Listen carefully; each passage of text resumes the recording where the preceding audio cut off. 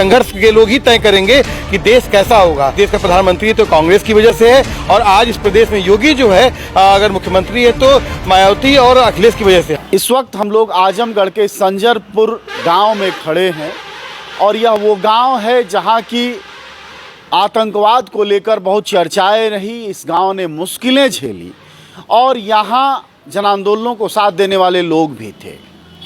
इस इलाके से निजामाबाद यह विधानसभा है और इस विधानसभा से कई लोग चुनाव मैदान में उतरेंगे। उन उतरने वालों के साथ राजीव यादव भी हैं।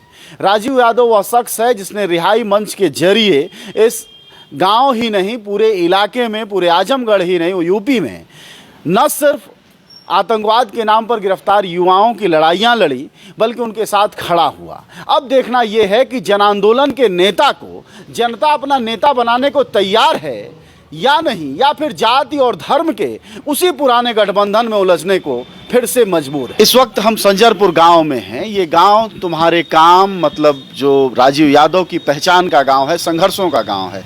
इस गांव के लोगों से क्या कहना चाहोगे, इस इलाके के लोगों से क्या कहना चाहोगे? देखिए, मेरा यही कहना होगा कि जो तमाम सवाल हैं जो देश में दमन उत्पीड़न, जब बाटला हाउस इनकाउंटर का सवाल हो, चाहे तारिक कासमी का सवाल हो, चाहे यहाँ पर इनकाउंटरों का सवाल है, इसके अलावा योगी गवर्नमेंट में सवाल है, तो हम यही कहेंगे कि आंदोलन के लोग जो अब बहुत मुसीबत के वक्त में आंदोलन के लोगों ने ही तय किया कि आप सुरक्षित रहेंगे कि नहीं रहेंगे। चाहे वो सीए का सवाल हो, जब नागरिकता के नाम पर विभाजन की पूरी एक तैयारी थी, राजनीति की गई थी, उस समय भी रिहाई मंच को प्रतिबंधित करने की कोशिश किया गया ऐसी गवर्नमेंट द्वारा। हमने योगी के खिलाफ लड़ाई लड़ी। हम यही कहेंगे कि आंदोलन के लोगों को आप जिताइए और आंदोलन जो लोग आपके सुख दुख में आपके साथ खड़े हुए, जो आपके जो बच्चे मारे जा रहे थे तब उनको याद नहीं आ रहा था कि आपके बच्चे मारे जा रहे हैं, तो आप उस घड़ी को याद करके सोचिए। आपके अभी लड़के जेलों में बंद हैं। 6 लड़कों को फांसी हो चुकी है, आजमगढ़ के लड़कों को, जो आखिर में संजरपुर से लेकर आजमगढ़ तक जो लोग क्या उनको याद नहीं करेंगे?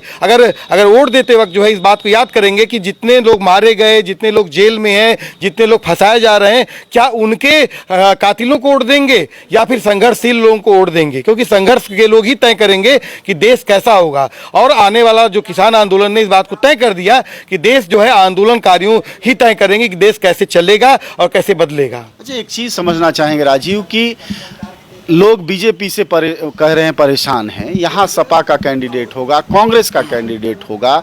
सपा और कांग्रेस का क्या रवैया रहता रहा है, खासकर मुस्लिमों को लेकर, आतंकवाद को लेकर, फर्जी आतंकवाद को फंसाने में? बाटला हाउस इनकाउंटर के समय केंद्र में कांग्रेस थी जो है और स्टेट में बसपा थी, और खालिद मुजाहिद की हत्या जो हुई, तारिक कासमी को जो पकड़ा गया, आरडी निमेश कमीशन की जो रिपोर्ट है इसका इम्प्लीमेंटेशन सपा ने नहीं किया। और पूरे प्रदेश में जो है जो दंगों की सिलसिला हुआ सपा के दौरान हुआ। और क्या कहते हैं, कांग्रेस ने पूरा का पूरा जो है, आज मोदी जो है इस देश का प्रधानमंत्री तो कांग्रेस की वजह से है, और आज इस प्रदेश में योगी जो है अगर मुख्यमंत्री है तो मायावती और अखिलेश की वजह से। हमने लड़ाई लड़ी, इसके खिलाफ लगातार संघर्ष किया, कोर्ट में गए, लेकिन इन लोगों ने लगातार बचाने का प्रयास किया।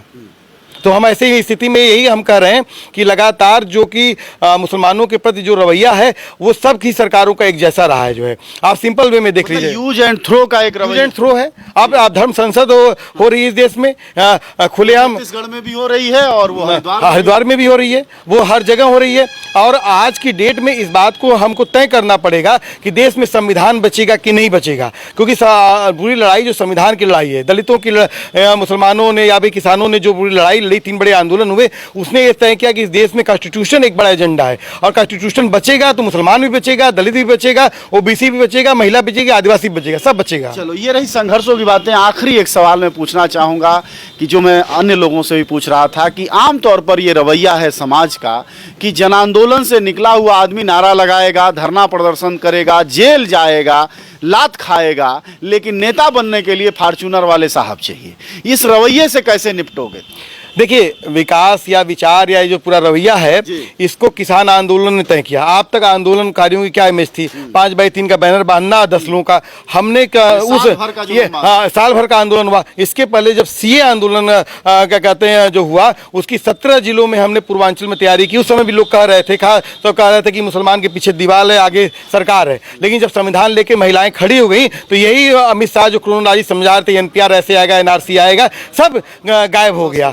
ध्वस्त हो गया। तो इस देश में आंदोलन ही राज करेगा और इस देश को आज़ाद जो है आंदोलन ने कराया और फांसीवाद से दुनिया भर में जहाँ पर भी लड़ाइयाँ लड़ी हैं वो आंदोलन लड़ी, किसी पार्टी के दम में नहीं है। जो प्रदेश के मुख्यमंत्री अखिलेश यादव हैं, जिनकी बिटिया जो है घंटा घर में पहुँच जाती है तो कहते हैं कि नहीं वो घूमने गई थी, वो मुसलमानों को बचा लेंगे।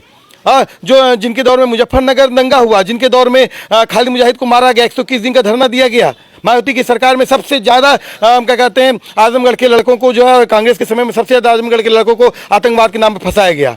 आप पूरे का अगर ये जांच आरडी निमेश कमीशन की जांच अगर इम्प्लीमेंटेशन होता तो आज बृजलाल राज्यसभा में नहीं होते, आज विक्रम सिंह जेल में होते। जिस तरह से गुजरात में सिंघल बंजारा तमाम लोग जेल में गए, वैसे रिहाई मंच की पूरी कोशिश थी कि हमारे प्रदेश में तमाम लोग जो है जेल में जाएं, इस तरह के विक्रम सिंह, बृजलाल, मनोज कुमार झा। लेकिन इनको जो है सेकुलर कहने वाली जो ताकतों ने बचाया, तो इससे समझ सकते हैं कि उनका रवैया क्या है। और यहाँ तक कि मनोज कुमार झा जिसने खालिद मुजाहिद की गिरफ्तारी में उसकी भूमिका थी, उसकी हत्या में भूमिका थी, उसको मुजफ्फरनगर दंगों का SIT का उसको वो बनाया गया जो है। यादव वह रिहाई मंच के महासचिव हैं और निजामाबाद जो आजमगढ़ के विधानसभा है वहां से चुनाव लड़ने की तैयारियां कर रहे हैं। बड़े विस्तार से बताया और हमने अपने संदेहों को भी रखा और फिर एक बार कि क्या यह देश दोबारा आंदोलनकारियों को अपना नेता बनाएगा या लूट और भ्रष्टाचारियों के जरिए वह अपने कर्म को लिखता रहेगा और 5 साल तक रोता रहेगा।